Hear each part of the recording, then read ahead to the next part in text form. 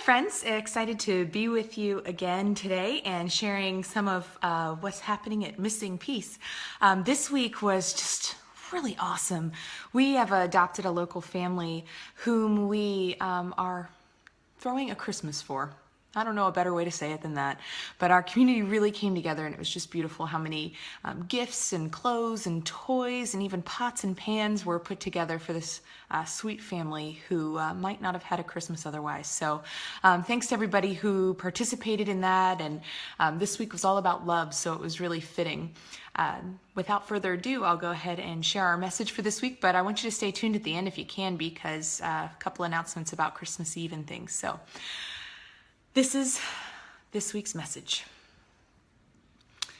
In the season of Advent, worshiping people all over the world will focus on some of the concepts Jesus' life on earth reminds us to emphasize. Joy, the childlike joy and trust that we are invited into with God. Peace, an assurance, an inner contentment that grows out of that trust. Love for each other, for our neighbors, love for the stranger among us. And hope, the engine that allows us to continue to love and to be joyful and have peace as we perpetually plant our hopes in a better world that Jesus taught about. Each week during Advent, we will light a candle that represents and reminds us of joy, peace, love, and hope. And as more candles are lit, our time together grows more expectant, just as a mother preparing for birth. Today is all about love. Incredibly fittingly, today is a serving Sunday at Missing Piece. Well, last Sunday was. An intentional effort at taking all that we are talking through, learning about, and becoming, and turning it outwards in tangible ways.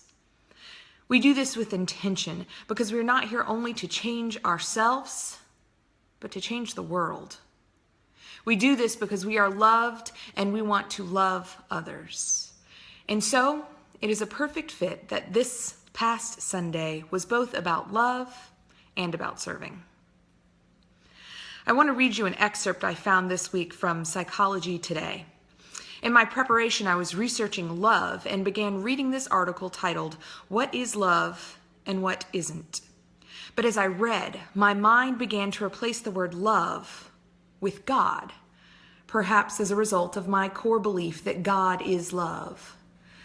The result was a compelling, theologically sound explanation of God that I just had to share. So here's the article, What is Love and What Isn't?, with the Katie Steinberg edit of God in place of love. God is a force of nature. However much we may want to, we cannot command, demand, or take away God, any more than we can command the moon and the stars and the wind and the rain to come and go according to our whims. Similarly, we can stage a seduction or mount a courtship, but the result is more likely to be infatuation or two illusions dancing together than God. God is bigger than you are.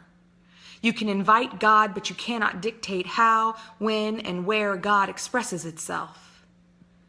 You can choose to surrender to God or not, but in the end, God strikes like lightning, unpredictable and irrefutable. You can even find yourself loving people you don't like at all. God does not come with conditions, stipulations, addenda, or codes. Like the sun, God radiates independently of our fears and desires. God is inherently free. It cannot be bought, sold, or traded. God cannot be imprisoned, nor can it be legislated. God is not a substance, not a commodity, not even a marketable power source. God has no territory, no borders, no quantifiable mass or energy output. One can buy loyalty, companionship, attention, perhaps even compassion, but God itself cannot be bought. It comes, or not, by grace of its own will and in its own timing, subject to no human's planning. God cannot be turned on as a reward. It cannot be turned off as punishment. Only something else pretending to be God can be used as a lure, as a hook for bait and switch, imitated, insinuated, but the real deal can never be delivered if it doesn't simply spring freely from the heart. This doesn't mean God allows destructive and abusive behaviors to go unchecked. God speaks out for justice and protests when harm is being done. God points out the consequences of hurting oneself or others. God allows room for anger, grief, or pain to be expressed and released. But God does not threaten to withhold itself if it doesn't get what it wants. God does not say directly or indirectly, if you're a bad boy, mommy won't love you anymore. God does not say, daddy's little girl doesn't do that. God does not say, if you want to be loved, you must be nice, or do what I want, or never love anyone else, or promise you'll never leave me. God cares what becomes of you, because God knows that we are all interconnected. God is inherently compassionate and empathic. God knows that the other is also oneself. This is the true nature of God, and God itself cannot be manipulated or restrained. God honors the sovereignty of each soul. God is its own law. Thank you, totally secular, amazingly profound explanation of God by Psychology Today.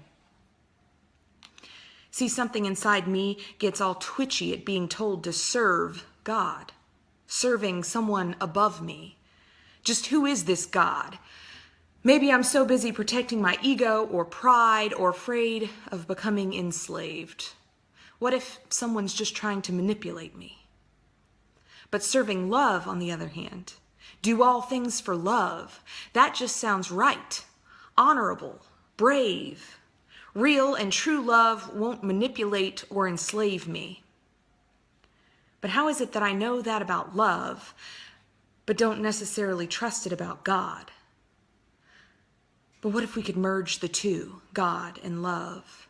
Then we're not serving some unknown, unseen tyrant God, but one each of us has some experience of, just as we do love, whether we acknowledge it as such or not. And so, in service to God, in service to love, we shower love upon a family we don't know and will likely never meet. But by love and with love and through love, we serve. By God, with God, and through God, we serve. We help. We come together to grow our hearts in compassion, and through this act, help another to do the same. Together, we start a ripple effect of love, of God, through what we do together. What amazing balls of stardust we are. Amen. If you didn't see the pictures on Facebook, I invite you to take a look at the Missing Piece Facebook page and look at all the gifts and things we were able to put together for this family with just a small but mighty group of people. I remain inspired on a regular basis by what just a few people can do in the world and cause these ripple effects. For those of you who took part and provided gift cards or gifts, you're amazing. Thank you. Also want to remind you before we go that Christmas Eve at the brewery will be taking place on Christmas Eve at 4 p.m. and want to invite you to come, bring an appetizer and a candle from home. And you can find all the details on Facebook, on our website, or you can download our smartphone app, Missing Piece. I hope you have a loving and peaceful day. Amen.